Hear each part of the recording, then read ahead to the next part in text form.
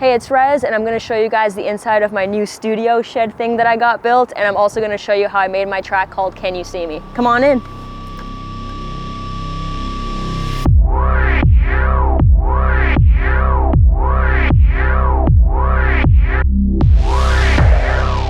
Today, I'm going to do a track breakdown video for you guys for this new song called Can You See Me? And it's going to be on my album, which is also titled Can You See Me?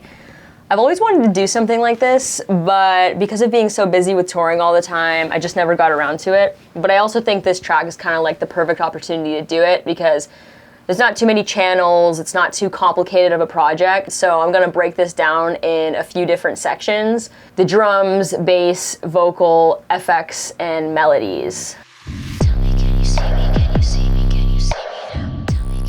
Also, about this shed, I actually randomly decided a few months ago that I wanted to build something like this just for the purpose of getting super stoked to like sit in a new space and work on music. It wasn't super expensive, and I was just kind of like, yeah, this would be an awesome idea. Make it like this creepy black shed, red lighting on the inside, minimal equipment. I think it's perfect. So before I start the breakdown, I also want to talk about some of the equipment I use.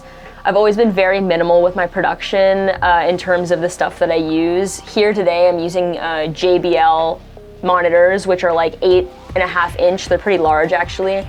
I just like the way they sound. Before I started using monitors, I was using Solar Republic headphones, and I just like the way they sound. I like how they have a lot of low end, and I can hear the highs perfectly. It's not really ever about what you use, it's what you're used to. That's like an important note to make. And this is just simply what I've gotten used to. And then aside from that, I use a MacBook and I use a Focusrite sound card. However, throughout the majority of my career, I barely even use a sound card. I kind of just would plug my headphones into the MacBook and just kind of roll with it. I try not to overthink too much. There's tons of different videos and information online. It's kind of easy to overcomplicate things that otherwise could be pretty simply viewed.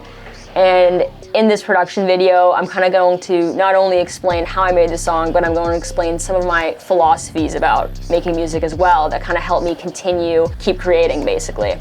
So I'm going to start with this first section here. I'm just going to press play on this for the first like 20 seconds.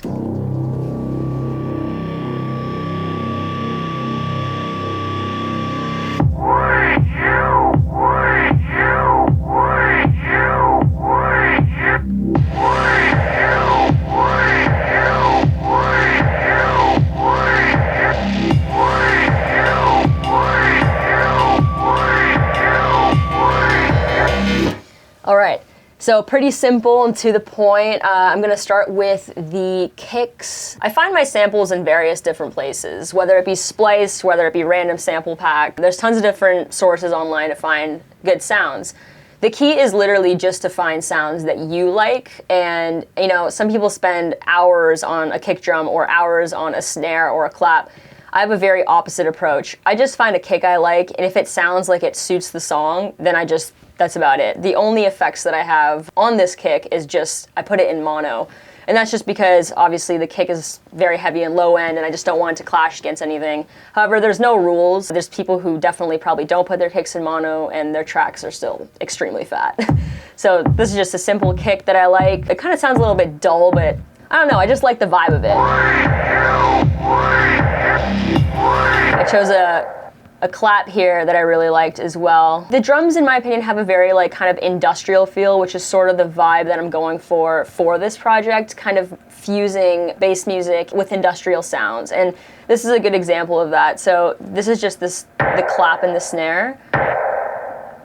There's two layered here. So this one is just more like the weight to it. It's kind of like, it gives it that punch. And then the one underneath it that has the layer is this sort of reverb, kind of atmospheric sounding snare clap thing. And so together,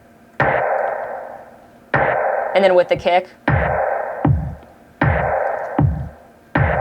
Very simple. And then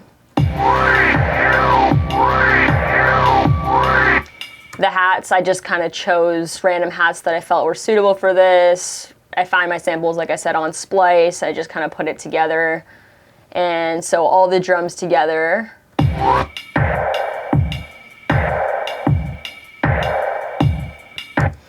A lot of the song, one of the most important things about it, in my opinion, are the effects. It really does add so much to the track. So, for example, even when the track begins and you hear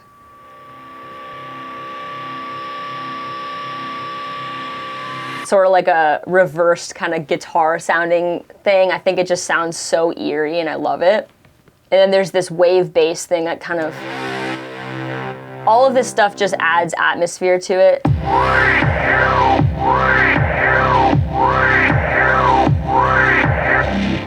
You'll notice that I sidechained the bass to the kick. I actually do that a lot with a lot of stuff. I sidechain a lot of stuff to the kick. I don't really do it with my claps and snares, but I do it with a lot of pads or basses because I always want the kick to shine through. There's multiple ways to do this. You can do it through a glue compressor by sidechaining it to the kick, or you can have multiple LFO tools, lots of things that just make certain sounds duck underneath the kick to always shine through. That's just kind of mixing stuff. And the main part of also this intro bit that I should mention is the bass, which is this sound.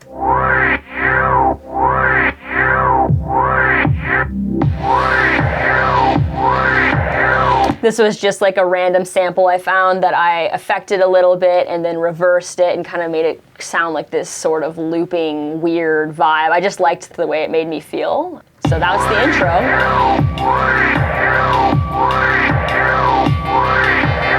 This part I love so much. So it's crazy how little tiny things can make such a massive difference in the completion of a track. So, for example, on the drum section, there's this ride sample. And I just think it's just like, let's fucking go. Like the track just begins at this moment where it's just like. Pay close attention. You could miss something.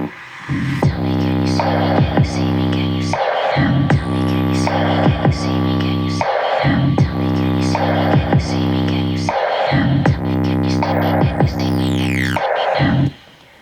So basically, I chose a different kick for this part because I felt like the kick in the intro wasn't working for the drop part. There really is no rules. That's the thing. It's like you don't have to use the same kick throughout the whole song. Like a kick during the intro might work for that part, but it might not work for like a different drum part. So I chose a different sample for this. And I used this Saturn, it's like FabFilter Saturn. It's just kind of this this saturation plugin, and I use a preset on it called Basic Saturator, and basically it just kind of makes the kick sound fatter and just kind of, there's like a slight distortion to it. It just kind of makes it a lot fatter. And then I have taken out the highs there because they weren't necessary. Otherwise they'd probably be just way too high-endy and not suitable for the song. So let's just take a listen to the drums here.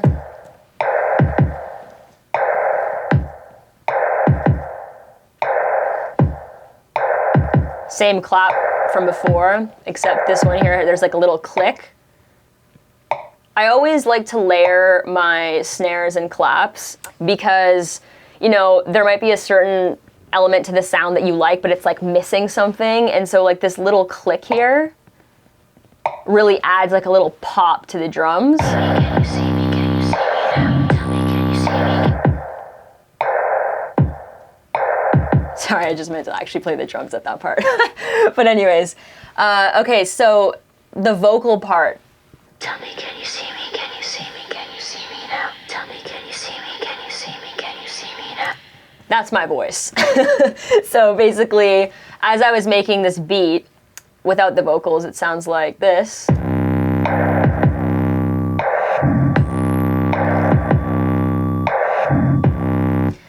As I was making that, I could just hear it in my head. I was just like, tell me, can you see me? So I could like hear it in my head. And so I was like, where's my phone? So I grabbed my phone and I just quickly recorded it. There's 2 layers to it. So the first layer to the vocal, it goes like this. Tell me, can you see me? Can you see me? Can you see me now? Tell me, can you see me? Can you see me? Can you see me? So that's pretty dry, but I felt like I needed some, you know, some atmosphere, some reverb. So I created a different version to layer it with that has a bunch of reverb on it.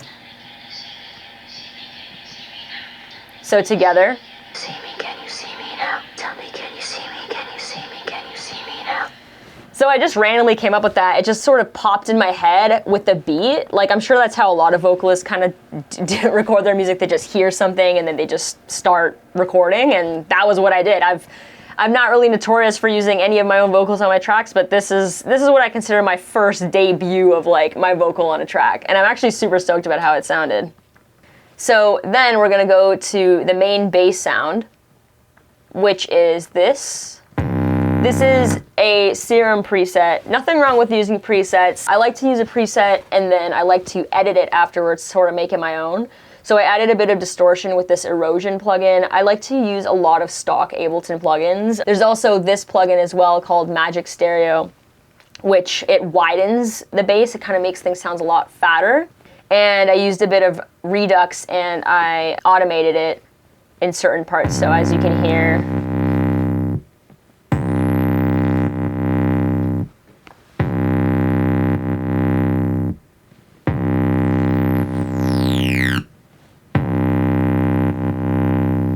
so I should also mention, and once again, you can see that I've sidechained this to the kick, so it ducks underneath the kick every time it happens. So then the bass and the kick together.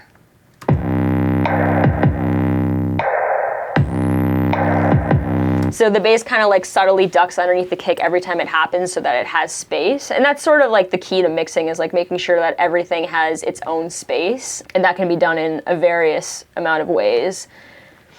So all together. Tell me, can you see me? Can you see me? Can you see me now? Tell me, can you see me? Can you see me? Can you see me now? Tell me. I should also mention that I always mix as I go. So I don't like make the track and then afterwards send it off to a mixer. Like, I mix and master like about 95% of my songs. The only time I ever get someone else to mix or master my tracks is if it's like a collaboration with someone and I trust their judgment. Like someone such as Deadmau5, if me and him are working on a track, he's such a genius with mixing and mastering, I just like let him do it.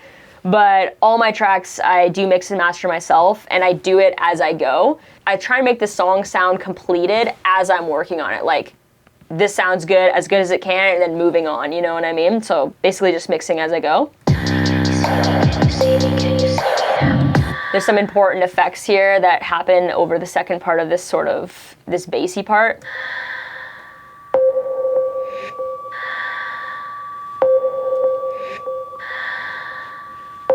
I think little stuff like that adds so much to a track, because without it, it's kind of like, but with it, it's like.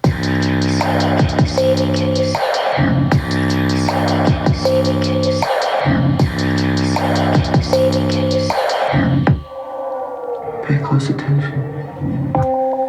So now we're going to introduce this other section here, where I introduce a new melody. All together, the melodies are like this.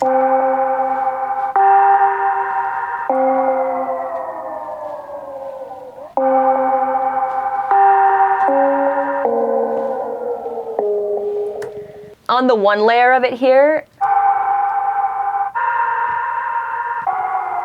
kind of the more affected channel, and I went in and kind of pitched down certain things to kind of create this very eerie feeling.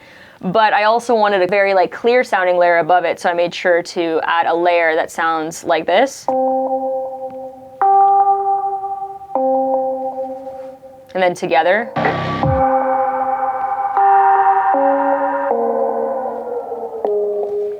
And then at the same time while that's happening, there's a few other things happening. So there's this bass, it's just a bass preset that sort of just sounds like this.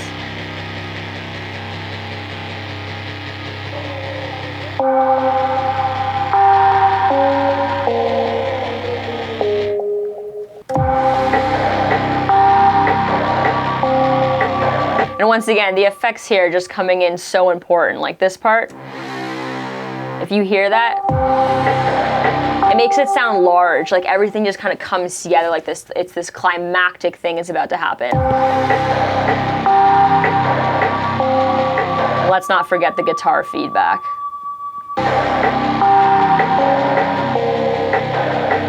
The drums come in. Brought back the bass as well.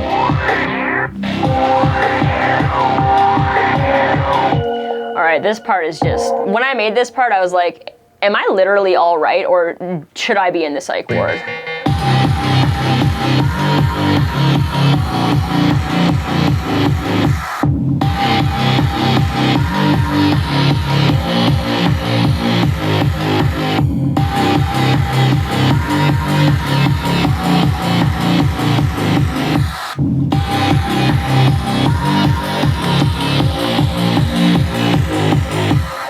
All right, so that part, let's take a look at the drums. So it's the same kick from earlier in the beginning of the track. I decided to use it again for this part because it just simply just worked. I made it extremely fast, so not halftime this time, 156 BPM.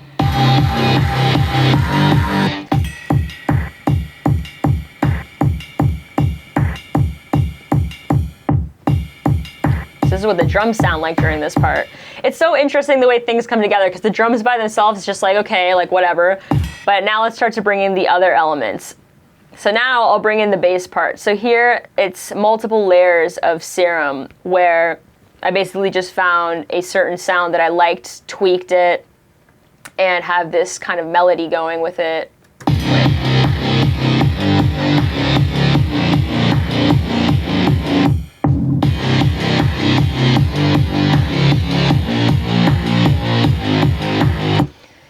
So that, I was like, okay, this is cool, this is gonna go somewhere, but I need something to like really take it to the top, like something needs to like add the energy to it. And this is where effects come in so handy here. This part here, this layer, is a random sample I found in this sort of like industrial section of a sample pack.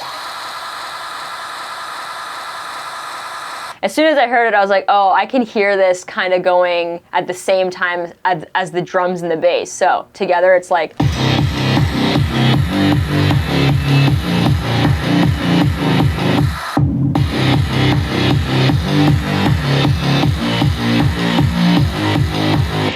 and I loved how that sounded, but I was like, something's still missing. Let's incorporate the melody that I included during the build for the drop part as well. So all together, it's like,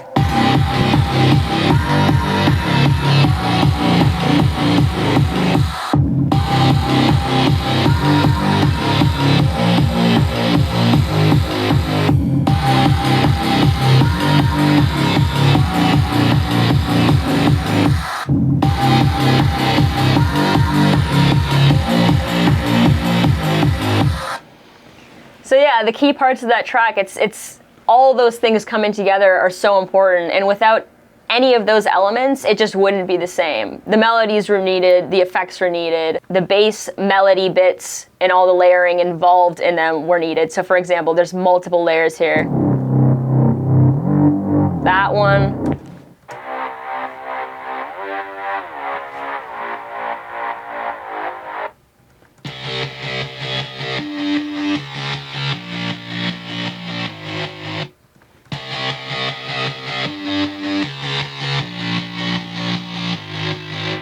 So all together on the bass parts.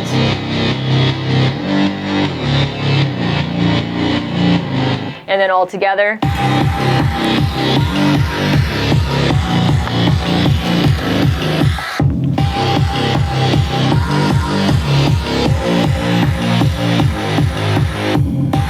Oh yeah, I forgot to mention there's that bass sound there too.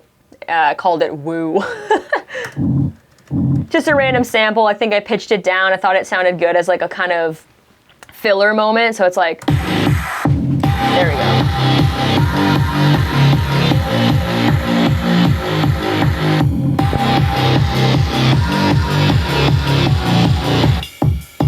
The drums too, there's a lot happening in the drums that kind of progress the energy levels, like tons of cymbals and rides just happening at the same time here.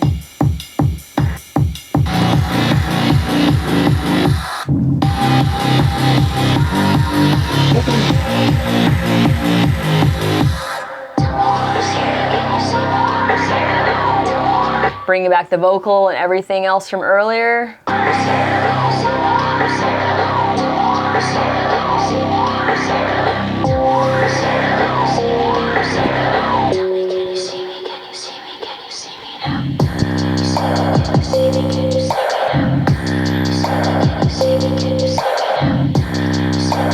see me?